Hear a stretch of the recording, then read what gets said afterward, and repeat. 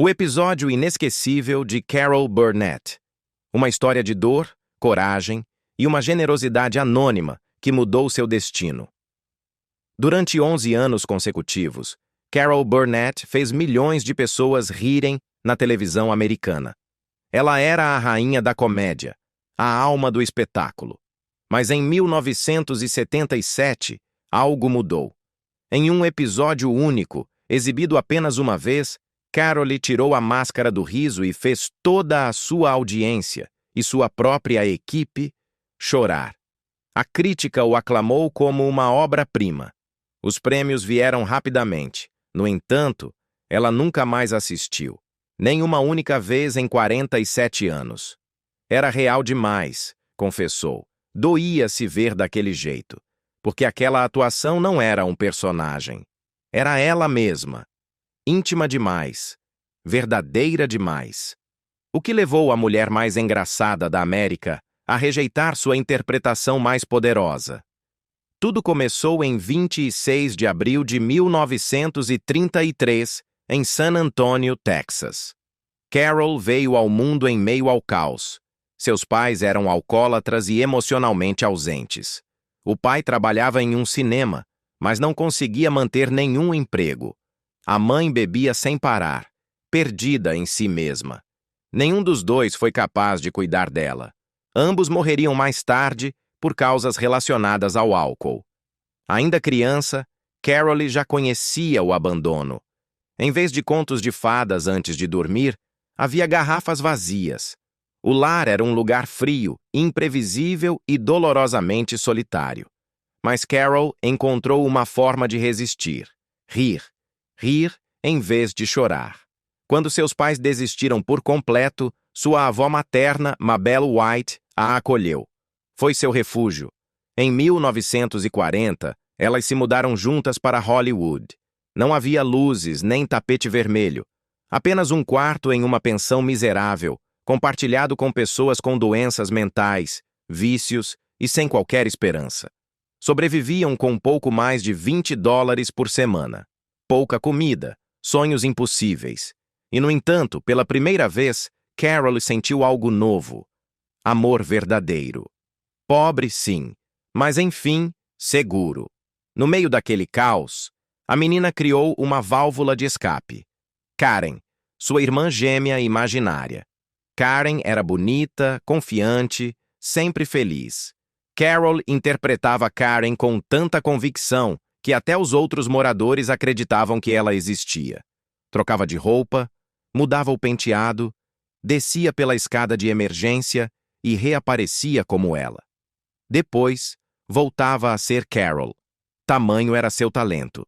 Tão profundo era o desejo de se agarrar a algo que doesse menos. Algumas fugas, no entanto, eram ainda mais mágicas. Todos os sábados, Carol levava sua avó ao cinema. 2 ingressos custavam 25 centavos. Mais de 10% do que tinham na semana. Mas valia a pena. Por algumas horas, desapareciam os gritos, a tinta descascada e o medo.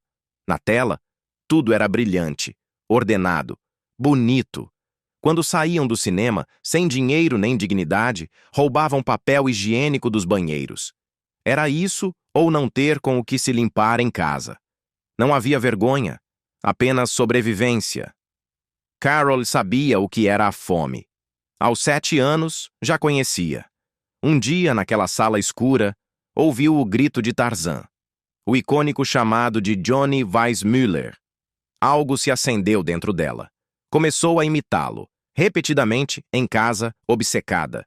Sem saber, afinava sua voz, aperfeiçoava sua respiração. O que começou como uma brincadeira infantil virou, anos depois, uma de suas marcas registradas como comediante. O público aplaudia e ria. Aquele grito virou uma arma secreta, nascida da necessidade e transformada em arte. Ao terminar o ensino médio, Carol tinha um sonho: ser jornalista. Queria realizar o desejo frustrado de sua mãe, que um dia sonhou em ser escritora. Mas ao tentar se inscrever na universidade, encontrou um obstáculo devastador. Não tinha os $50 da matrícula. Na época, era uma fortuna. Hoje, seriam cerca de $600. Para muitos, isso teria sido o fim. Para ela também parecia. Até que aconteceu um milagre. Um estranho. Um desconhecido. Alguém sem rosto ou nome pagou sua matrícula. Ela nunca soube quem foi. Nunca pôde agradecer. Mas aquele gesto mudou sua vida para sempre. Carol Burnett não é apenas um ícone da televisão. Ela é um símbolo de resiliência, de como, mesmo da pobreza mais extrema, do abandono mais cruel e da dor mais profunda, é possível construir algo belo. E, às vezes, tudo o que se precisa é de uma risada, ou do gesto invisível de uma alma generosa, uma ajuda sem nome, uma canção absurda e o furacão Carole. Assim começou a jornada que mudou a comédia para sempre. Às vezes, o que separa uma vida de outra é um gesto, um pequeno ato de generosidade, uma nota de dinheiro que chega na hora exata. Para Carol Burnett, bastou uma quantia modesta, sem condições ou explicações, para que sua história tomasse um rumo completamente diferente. Ela iria estudar jornalismo na UCLA. Esse era seu plano, seu objetivo. Mas uma aula optativa de teatro mudou tudo. Algo se acendeu dentro dela naquela sala de aula. Ali, pela primeira vez, ela deixou de se sentir invisível.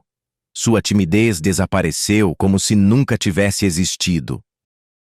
Já não era a menina pobre com roupas emprestadas. Estava viva, brilhante, cheia de humor e talento. Os professores notaram, os colegas também. Ela tinha carisma, graça natural e uma voz que capturava a atenção. Sabia cantar, sabia atuar e, acima de tudo, sabia fazer rir. De repente, o jornalismo lhe pareceu um traje apertado demais para tudo o que carregava por dentro. Mudou de curso. Foi uma decisão arriscada, mas não mais do que tudo o que já havia enfrentado. Ela vinha do nada. Sobreviveu ao abandono, à fome, ao medo e agora tinha um sonho. Esse salto no escuro começou a dar frutos. Ao fim do primeiro ano, recebeu o prêmio de estudante mais promissora do programa de teatro. Não era apenas um reconhecimento. Era um sinal. Uma profecia. A confirmação de que estava no caminho certo. Aquilo lhe deu força. Confiança. Passou a se levar mais a sério. Já não sentia culpa por querer mais do que simplesmente sobreviver. Queria vencer. Impulsionada por essa conquista, conseguiu papéis melhores. Chamou a atenção de mentores que viam nela algo diferente. Ela não era apenas mais uma. Tinha um brilho próprio. Em 1954, Carole já estava no terceiro ano da universidade. Trabalhava como lanterninha num teatro, ganhando apenas 65 centavos por hora. Numa noite, em uma festa em San Diego, a qual nem sequer queria ir, só foi para pegar alguns petiscos e levá-los para sua avó. Aconteceu o inesperado. Um homem elegante de terno fino aproximou-se. Não era produtor, nem ator. Era um empresário milionário, dono de estaleiros. O mundo do espetáculo não lhe interessava. Carol confessou que seu sonho não era apenas estudar. Queria se mudar para Nova York, ser atriz. Mas não tinha como pagar os $43 da inscrição na UCLA, muito menos uma passagem de trem. Aquele desconhecido a ouviu em silêncio. E então fez algo inacreditável. Ofereceu $1.000 para ela e outros 1.000 para seu namorado, Don Saroyan. Mas com 3 condições estritas: nunca revelar seu nome, usar o dinheiro exclusivamente para ir a Nova York e, se tivessem sucesso, um dia ajudar outros sonhadores. Ele não aceitou agradecimentos. Disse apenas que alguém, no passado, tinha feito o mesmo por ele. Sua esposa mais tarde revelou que não era a primeira vez. Ele já havia pago matrículas, apoiado negócios, salvado restaurantes. Um filantropo silencioso. Um mecenas anônimo que muda destinos sem pedir nada em troca. Com esse dinheiro, Carol e Don empacotaram seus sonhos e partiram rumo ao desconhecido. Carol nunca tinha viajado além do Texas. Mas em 1954, partiu para o leste, para Nova York. Eu não conhecia ninguém, mas também não sabia o suficiente para sentir medo. diria mais tarde. Ao chegar, hospedaram-se no lendário Hotel Algonquin, pagando $9 por noite. Caro demais. O dinheiro sumia rapidamente. Numa noite, desesperada, Carole ligou para sua família. Chorando, pediu para voltar para casa. Estava prestes a desistir. Mas então, algo tão absurdo quanto mágico aconteceu. Ouviu no rádio que um furacão chamado Carole se aproximava da costa. Ela interpretou como um sinal, uma mensagem do universo. Precisava ficar, de alguma forma. Pouco tempo depois, conseguiu uma vaga no Rehearsal Club, uma antiga pensão para jovens atrizes. Conquistou um catre num quarto compartilhado com outras 4 garotas. Pagava $18 por semana. O lugar era pequeno, sem luxo. Um único armário, um banheiro. Mas para ela, era o paraíso. Pelo menos, não dormia mais num sofá. As garotas corriam pelos corredores com bobs no cabelo, ensaiando falas, sonhando em brilhar. Carol fazia testes durante o dia e trabalhava à noite no guarda-roupa para pagar o aluguel. Não havia glamour, mas havia autenticidade, vontade, esperança. Juntas, organizaram um espetáculo chamado Rehearsal Club Review em março de 1955. Distribuíram convites para agentes, produtores e celebridades. Entre os presentes estava Marlene Dietrich. As portas começavam a se entreabrir.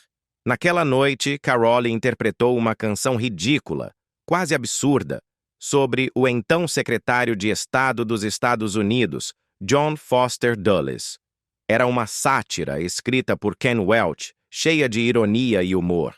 Mas Carole cantou com tanto engenho e ousadia que a plateia explodiu em gargalhadas. Foi o seu momento, sua assinatura, seu estilo.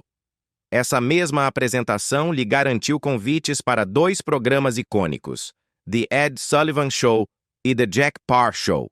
Em 6 de janeiro de 1957, seus joelhos tremiam ao subir no palco de Sullivan. Mas ao final, a risada tomou conta de tudo. E foi assim que a menina abandonada do Texas, que um dia inventou uma irmã imaginária para suportar a solidão, conquistou Nova York com uma canção absurda, uma risada genuína e o coração cheio de coragem. Tudo começou com um gesto, com uma mão estendida em silêncio, com um sonho que se recusou a morrer, e com um furacão chamado Carole, chamado Carol Burnett, a comediante que transformou a televisão de uma canção absurda à quebra de todas as barreiras do humor. Em agosto de 1955, uma jovem atriz chamada Carol Burnett voltou a interpretar uma paródia absurda de Puppy Love e sua inesquecível canção humorística sobre John Foster Dulles. O que ninguém imaginava era que aquela melodia aparentemente ridícula a catapultaria direto para o coração do humor nova-iorquino. A partir daquele momento, Carol se tornou a revelação da comédia na cidade que nunca dorme. Mas o caminho até o sucesso foi tudo menos fácil. Durante os 5 anos seguintes, Burnett trabalhou com determinação incansável. No início, fez uma pequena aparição no Paul Winchell Show, interpretando a namorada de um ventríloco. Essa breve cena lhe abriu as portas para um papel recorrente na série Stanley, ao lado de Buddy Hackett, onde permaneceu por 1 ano inteiro. Era apenas o começo. Tudo mudaria radicalmente em 1959. O musical Upon a Mattress, que havia nascido como um projeto de verão, foi levado a Broadway. Carol conseguiu o papel principal, a princesa Winifred, uma jovem atrapalhada, irreverente e completamente diferente de qualquer princesa de conto de fadas. O público ficou encantado. O espetáculo virou um fenômeno, e Carol, indicada pela primeira vez ao prêmio Tony. Naquele mesmo ano, ela e Don Saroyan cumpriram uma promessa. Em 22 de junho de 1959, exatamente 5 anos após receberem os $2.000 anônimos que lhes permitiram viajar a Nova York, devolveram cada centavo. O misterioso benfeitor nunca respondeu. Permaneceu no anonimato como havia solicitado. Carol já ganhava $500 por semana, uma quantia que, anos antes, era inimaginável para ela. O Upon a Mattress teve mais de 470 apresentações, mesmo tendo sido subestimado pela crítica inicialmente. Foi o público que sustentou o espetáculo. E foi Carol quem o transformou em sucesso, tanto que, uma semana após sua saída do elenco, a peça desmoronou. Sua substituta não conseguiu manter a magia, e a produção foi encerrada após apenas 8 apresentações. Carol já não era dispensável, era essencial. Entre 1959 e 1962, sua carreira decolou. De jovem promessa, tornou-se figura central da televisão americana. Em 1962, ganhou seu primeiro prêmio Emmy por sua atuação no The Gary Moore Show. Seu personagem como empregada engraçada se tornou icônico, mas o mais valioso que ela aprendeu ali foi outra coisa: a conexão direta com o público. Os quadros improvisados de perguntas e respostas, que mais tarde marcariam o The Carol Burnett Show, nasceram dessa experiência. Ela aprendeu a ser espontânea, acessível, autêntica. Outros grandes talentos como Jonathan Winters e Don Knotts também emergiram daquele espaço que se tornaria um dos programas mais influentes da sua época. Ainda em 1962, aconteceu outro milagre. Carol queria estrelar um especial ao lado de Julie Andrews, mas os produtores não estavam convencidos. Carol já aparece na TV todas as semanas, diziam. E Julie não é famosa o suficiente. Parecia um projeto condenado ao esquecimento. Mas então, numa noite, após um evento, Carol ficou sozinha na rua tentando conseguir um táxi. Em tom de brincadeira, comentou que provavelmente um caminhoneiro pararia para lhe dar carona. Minutos depois, foi exatamente o que aconteceu. Um caminhão parou e lhe ofereceu uma carona. Os executivos que testemunharam a cena, entre surpresos e divertidos, decidiram ali mesmo. Havia algo especial nela. O especial tinha que acontecer. E aconteceu. Julie and Carol at Carnegie Hall foi um sucesso estrondoso. Ganhou 3 grandes prêmios, incluindo um Rose d'Or e um Emmy. Até a trilha sonora do especial chegou ao 85º lugar nas paradas de vendas, lançada pela Columbia Records. Mas o melhor ainda estava por vir. Em 11 de setembro de 1967, Carol Burnett fez história. Naquela noite, estreava o The Carol Burnett Show, e a televisão mudaria para sempre. Nenhuma mulher até então havia liderado um programa de variedades com tanto impacto. Ninguém acreditava que uma comediante conseguiria sustentar, semana após semana, o interesse de toda uma nação. Mas Carol conseguiu. E não apenas conseguiu. Ela tornou-se uma lenda. Durante 11 temporadas consecutivas, o programa atraiu mais de 30 milhões de telespectadores por semana.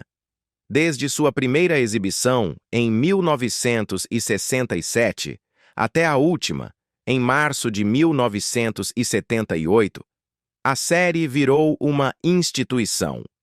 Não era apenas entretenimento, era cultura, era arte. O The Carol Burnett Show foi incluído na lista das melhores séries de televisão de todos os tempos pela revista Time. A TV Guide o colocou na 17ª posição. A Variety, na 23ª. A crítica o reverenciava. O público o adorava. Mas além dos números, o que realmente fez este programa ser especial foi sua inovação. Carol introduziu esquetes cômicos ao vivo, diante de uma plateia real, algo inédito para um show de variedades. Esse formato inspiraria, anos depois, programas como Saturday Night Live. Ela, sem saber, havia mudado as regras do jogo. E não se tratava apenas de talento. Tratava-se de coragem. Carol Burnett foi uma pioneira, uma das primeiras mulheres a liderar seu próprio programa em um mundo dominado por homens. Ela abriu caminho para gerações inteiras de comediantes mulheres. Mostrou que era possível ser engraçada, inteligente e poderosa, sem deixar de ser autêntica. Seu programa se manteve forte independentemente do dia ou do horário de exibição. Fosse no sábado à noite ou na segunda-feira às 22 horas, o público continuava assistindo. Com lealdade. Com carinho. E não foram apenas os espectadores que notaram. A história também. Porque Carol Burnett não apenas nos fez rir. Ela nos ensinou que por trás de cada gargalhada pode haver uma menina pobre com sonhos impossíveis. Uma atriz com uma canção absurda.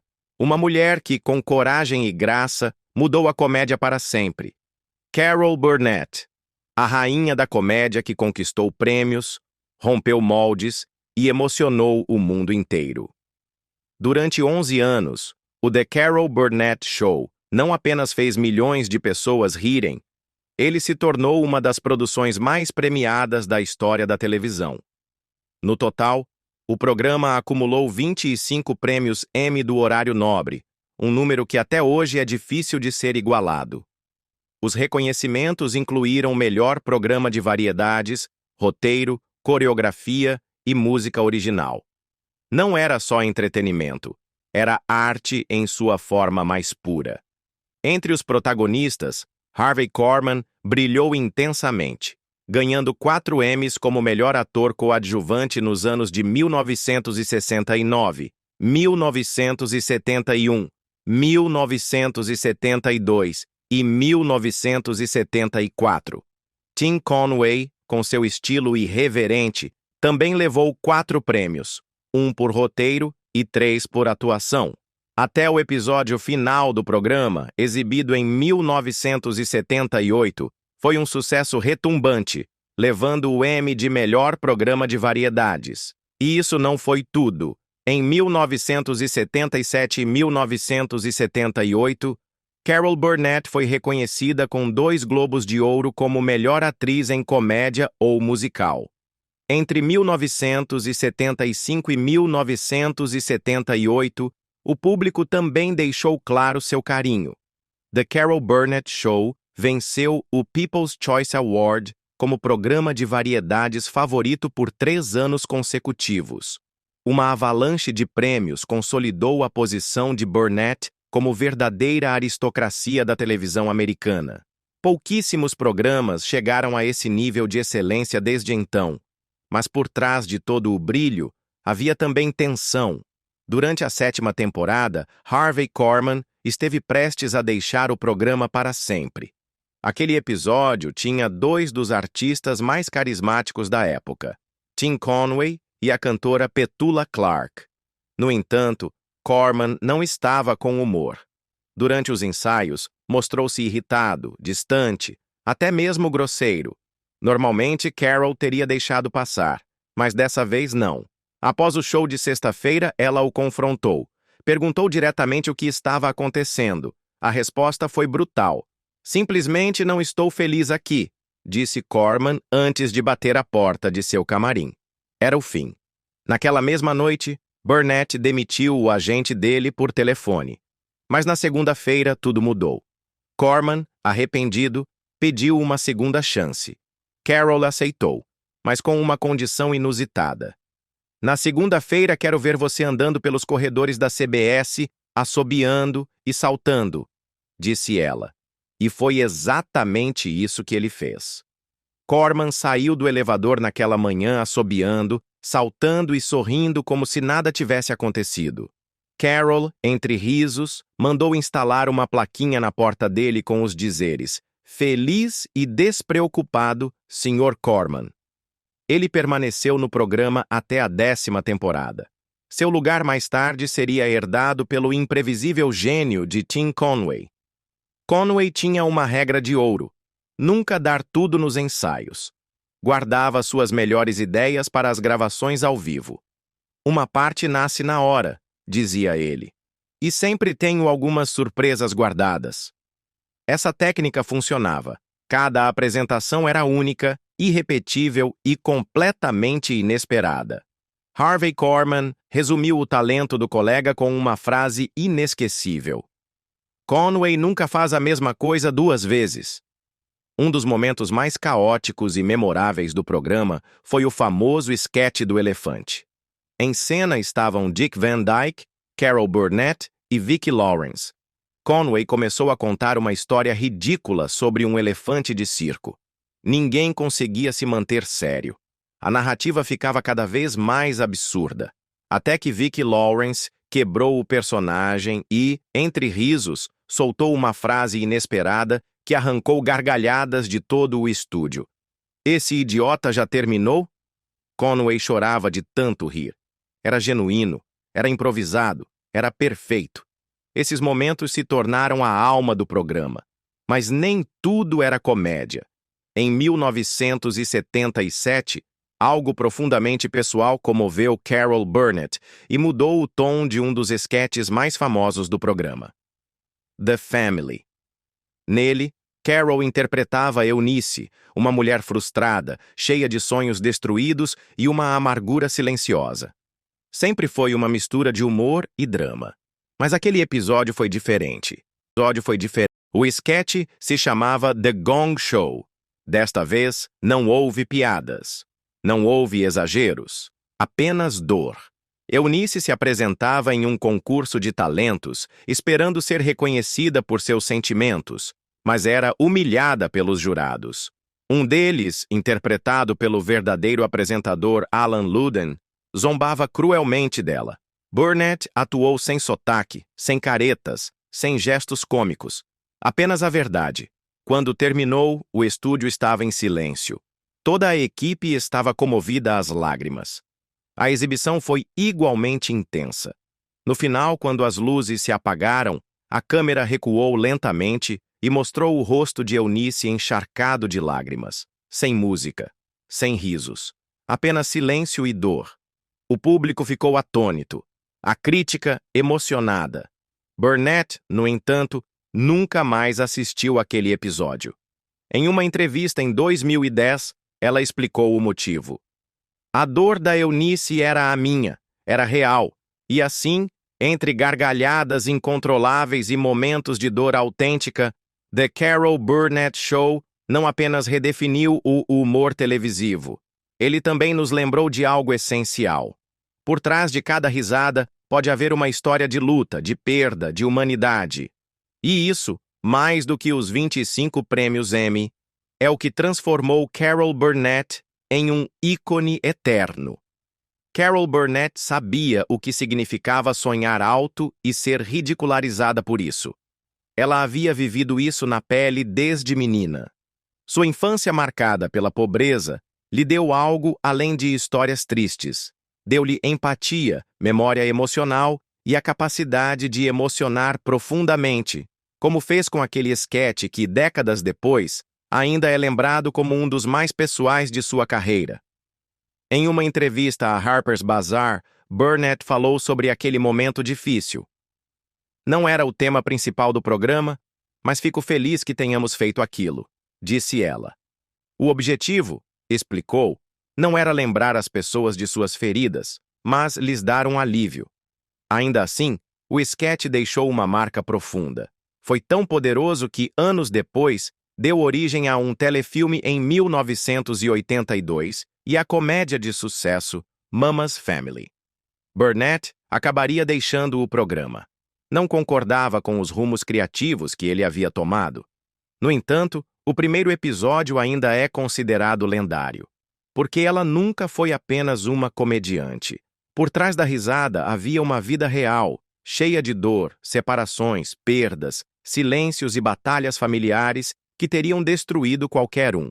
Sua história com Don Saroyan começou na universidade. Ambos eram jovens, idealistas, apaixonados e tinham o mesmo sonho: conquistar o mundo do espetáculo. Ele, nascido em Omaha em 1928, queria ser ator na Broadway. Conheceram-se em Los Angeles em 1952 e se casaram em 1955. Mas a tragédia não demorou a aparecer. Don perdeu a filha, de um relacionamento anterior, e nunca mais foi o mesmo. Enquanto a carreira de Carol decolava, a de Don estagnava. A tristeza e o alcoolismo o consumiram. Separaram-se no Natal de 1959 e se divorciaram oficialmente em 1962. Don morreu em 1990, aos 62 anos. Nunca realizou seus sonhos artísticos. Mas o coração de Carol não ficou sozinho por muito tempo. Pouco depois, conheceu Joe Hamilton, um produtor de televisão com 8 filhos de seu primeiro casamento. Ele foi o responsável pela produção de seu especial no Carnegie Hall, em 1962. Casaram-se no ano seguinte e juntos construíram uma família numerosa, 3 filhas, Erin, Jody e Carrie, e os 8 filhos de Joe. A casa dos Hamilton Burnett era um caos cheio de vida e risos, mas também de desafios. Em 1965, Carol sofreu um aborto espontâneo. Ainda assim, o casal seguiu em frente e o sucesso profissional chegou com força. Joe ganhou 5 prêmios Emmy como produtor do The Carol Burnett Show, mas a fama não protegeu o lar. Enquanto as luzes brilhavam no palco, a intimidade familiar começava a se romper. Em 1976, o National Enquirer publicou uma matéria completamente falsa, afirmando que Carol, embriagada, estava sentada ao lado de Henry Kissinger em um restaurante. A acusação foi devastadora. Não apenas era mentira, Carol já vinha lutando publicamente contra o alcoolismo havia anos. O dano foi profundo. Ela decidiu processar o tabloide por $6 milhões. O processo durou 5 anos e se tornou um alerta para a imprensa sensacionalista. O Enquirer havia publicado o artigo mesmo depois de sua própria fonte afirmar que Carol não estava bêbada. Embora o caso tenha sido encerrado com um acordo simbólico de $200, Burnett o considerou uma vitória moral. Limpou seu nome e mudou para sempre a forma como os tabloides tratavam as celebridades. Mas nenhuma batalha legal se comparava ao inferno que vivia dentro de casa. No final dos anos 1970, sua filha Carrie mergulhou em uma espiral de dependência química. Com apenas 13 anos, já usava cocaína, maconha, quaaludes e cogumelos alucinógenos. Em suas próprias palavras, ela fazia isso porque queria deixar de ser a filha da Carol Burnett e ter uma identidade própria. Entre 1976 e 1979, Carol viu sua filha desaparecer aos poucos. Enviou Carrie para várias clínicas de reabilitação. Em uma ocasião, ela até fugiu de um centro no Texas. Carol temia nunca mais vê-la com vida. Aos 17 anos, Carrie conseguiu largar o álcool e as drogas, mas o preço foi alto. Carol teve que tomar a decisão mais difícil de sua vida, deixá-la chegar ao fundo do poço. Carrie a odiou por isso. Às vezes, você tem que amar seus filhos o suficiente para permitir que eles te odeiem, disse Carol anos depois. Ficaram mais de 1 ano sem se falar. Mas quando Carrie voltou, mãe e filha reconstruíram uma relação mais forte do que nunca. Carrie mostrou seu talento ao conquistar um papel importante na série Fame, e mais tarde colaborou com a mãe em vários projetos para a televisão e o cinema. Finalmente escreveu uma peça inspirada na vida de Carol, intitulada Hollywood Arms. Foi sua forma de homenagear a mãe. No entanto, o destino tinha outros planos. Carrie morreu em 2002, aos 38 anos, de uma pneumonia causada por um câncer de pulmão que havia se espalhado para o cérebro. Nunca chegou a ver a estreia da peça que escreveu em homenagem a Carol. Devastada, mas firme, Carol seguiu em frente. Eu devia isso a Carrie, disse ela. E assim, por trás do humor, do sucesso, dos prêmios e das ovações em pé, Carol Burnett deixou um legado muito mais profundo do que qualquer esquete. A coragem de rir com o coração partido, a força de proteger os seus, mesmo quando tudo dentro de si está despedaçado. Nessa época, seu segundo casamento também havia chegado ao fim. Era 1984. E uma nova fase, marcada por perdas e resiliência, estava apenas começando. No fim dos anos 1990, o caos emocional e os vícios haviam deixado marcas profundas na vida pessoal de Carol Burnett e em seu círculo mais próximo. Seu ex-marido, o produtor Joe Hamilton, e sua filha mais nova, Carrie, estavam exaustos, cada um enfrentando seus próprios demônios. A pressão do trabalho, as recaídas, as feridas do passado, tudo pesava. Numa tentativa desesperada de proteger as filhas do colapso familiar, Joe tomou uma decisão difícil. Mandou as meninas para viver temporariamente no Havaí, longe dos holofotes e da dor. Ele mesmo permaneceu próximo da família após o divórcio, até sua morte em 1991, vítima de uma doença que o consumiu lentamente. Assim terminava uma era. Mas não a história de amor na vida de Carol. Contra todas as expectativas, Carol voltou a se apaixonar. Após 2 casamentos fracassados, conheceu Brian Miller, um músico 23 anos mais jovem, durante uma apresentação em Long Beach. A idade não importou. Em 2001, casaram-se. Ela tinha 68 anos, ele, 45. Foi um recomeço, mas a alegria durou pouco. Apenas 2 meses após o casamento, Carrie, sua filha amada, faleceu. O golpe foi brutal. Foi o momento mais sombrio de sua vida. Mas Brian esteve lá. Não a soltou. Ajudou-a a se levantar, a continuar respirando, a seguir criando. Foi ele quem a incentivou a concluir Hollywood Arms, a peça que Carrie havia escrito em sua homenagem. Desde então, nunca mais se separaram. Os desafios, no entanto, não pararam por aí. 20 anos depois, a história pareceu se repetir. Erin, a filha mais nova de Carol, caiu nas garras da dependência química, e sua luta se tornou impossível de esconder.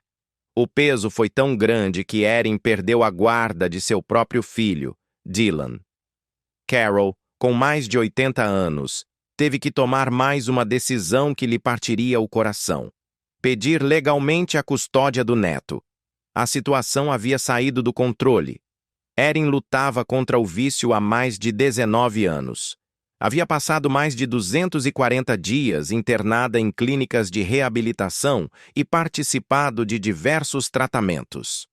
Em julho de 2020, após um episódio alarmante no qual ameaçou tirar a própria vida na frente dos filhos, foi internada em um hospital psiquiátrico. Foi então que a justiça interveio. Carol e Brian entraram com o pedido de tutela. Em poucas semanas, a guarda temporária de Dylan foi concedida. Não era uma batalha judicial, era outra batalha de amor. Mais uma vez, Burnett provava que sua maior força não estava no palco, mas no coração com que protegia sua família.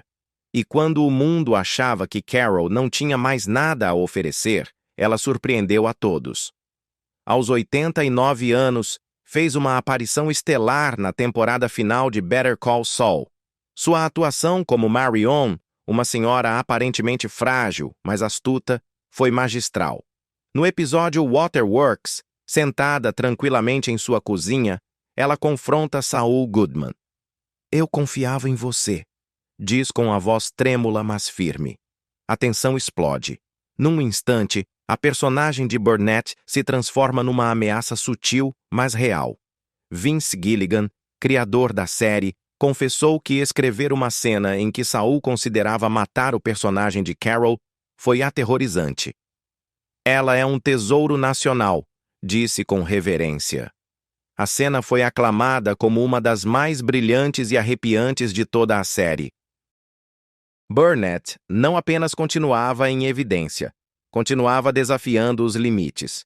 Décadas atrás, já havia surpreendido a todos ao participar como convidada especial da aclamada série Mad About You, ao lado de Paul Reiser e Helen Hunt. Sua personagem, Teresa, tornou-se inesquecível. Em 1997, ela ganhou o Emmy de melhor atriz convidada em série de comédia. No ano seguinte, recebeu novamente o American Comedy Award. Não era coincidência. Burnett havia lapidado seu talento durante décadas diante do público. Sabia dominar cada silêncio, cada pausa, cada olhar. Sua versatilidade era tamanha que conseguia emocionar e arrancar risos com a mesma naturalidade. Quando deixou para trás o humor físico que a tornou famosa nos anos 60 e 70, encontrou uma nova voz, literalmente. Reinventou-se no cinema de animação. Em 2008, participou da nova versão de Horton e o Mundo dos Ken, onde dividiu os créditos vocais com Jim Carrey e Steve Carell. O filme arrecadou quase 300 milhões de dólares e apresentou Burnett a uma nova geração.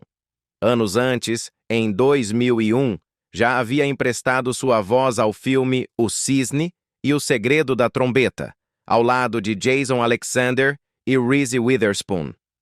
As crianças que não sabiam quem ela foi em The Carol Burnett Show passaram a reconhecê-la por sua voz. Calorosa, espirituosa, cativante. Ela não precisava aparecer na tela para conquistar corações. E ainda havia uma pendência em sua trajetória: a Broadway. No final dos anos 1990, Carol retornou ao palco que a viu nascer. O círculo se fechava, mas não com despedidas, e sim com um novo ato, porque é assim que ela é. Uma mulher que nunca deixou de se reinventar, nem quando a vida lhe tirou o que mais amava, nem quando a dor tentou roubar-lhe a arte. Carol Burnett não apenas fez história. Ela viveu a história, escreveu-a e a compartilhou com todos. Carol Burnett, aos 91 anos, prova que o palco ainda é seu. Quando muitos pensavam que sua história já havia sido escrita, Carol Burnett retornou à Broadway com a força de um furacão sereno, desafiando o tempo e todas as previsões. Em 1999, voltou aos palcos com o musical Putting It Together, de Stephen Sondheim, que estreou em 21 de novembro no prestigioso Barrymore Theatre. Após 22 apresentações prévias, o espetáculo teve uma temporada respeitável com mais de 100 apresentações. Interpretando a mulher, Burnett dividiu o palco com grandes nomes do teatro como John Barrowman, Ruthie Henshaw e George Hearn. Embora tivessem se passado 3 décadas desde sua última participação na Broadway, sua presença cênica não apenas estava intacta, brilhava mais forte do que nunca. Havia algo mágico em vê-la em ação. Sabia exatamente quando ser sutil, quando explodir em energia e como transformar um erro em ouro puro. Em uma cena, sua saia escorregou acidentalmente. Pânico? De jeito nenhum. Carol transformou o deslize em parte do espetáculo, improvisando com graça e arrancando gargalhadas da plateia. Naquela noite, ela não apenas conquistou aplausos, provou que o verdadeiro instinto cômico nunca se esquece. O espetáculo foi gravado ao vivo, transmitido na TV e posteriormente lançado em DVD. E embora as críticas à produção tenham sido mistas, a atuação de Burnett foi unanimemente aclamada. Os críticos mais exigentes reconheceram que seu carisma, inteligência cênica e controle vocal estavam intactos. Até mesmo as composições complexas de Sondheim fluíam naturalmente sob sua interpretação. Mas sua história não terminaria ali. Mais de 2 décadas depois, justo quando parecia que ela já havia alcançado todos os cumes possíveis, Burnett surpreendeu novamente em 2024 com uma atuação inesquecível na série Palm Royale, da Apple TV+. Aos 91 anos, deu vida a Norma Delacorte, uma rica senhora de Palm Beach que passa boa parte da série em coma, até acordar de repente e provocar o caos. O papel exigia muito: simular o retorno da fala, misturar humor físico com improvisação absurda e manter a espontaneidade de alguém que volta à vida. Um desafio para qualquer ator, mas Carol o fez com uma facilidade desconcertante. E não apenas conseguiu, imortalizou a personagem. Sua interpretação foi tão surpreendente, tão divertida e tão humana que a Academia de Televisão rapidamente reconheceu. Carol Burnett foi indicada ao Emmy de melhor atriz coadjuvante em série de comédia, tornando-se a mulher mais velha já nomeada nessa categoria. Desde sua estreia em 20 de março de 2024, Palm Royale acumulou 11 indicações ao Emmy. E embora o elenco reunisse nomes de peso como Allison Janney, Laura Dern, Ricky Martin e Kristen Wiig, foi Burnett quem capturou os holofotes e os corações. Mais uma vez, a mulher que fez o mundo rir por mais de 6 décadas foi descoberta por uma nova geração, provando que o verdadeiro talento não tem idade, nem prazo de validade. Carol Burnett não está voltando. Ela nunca foi embora.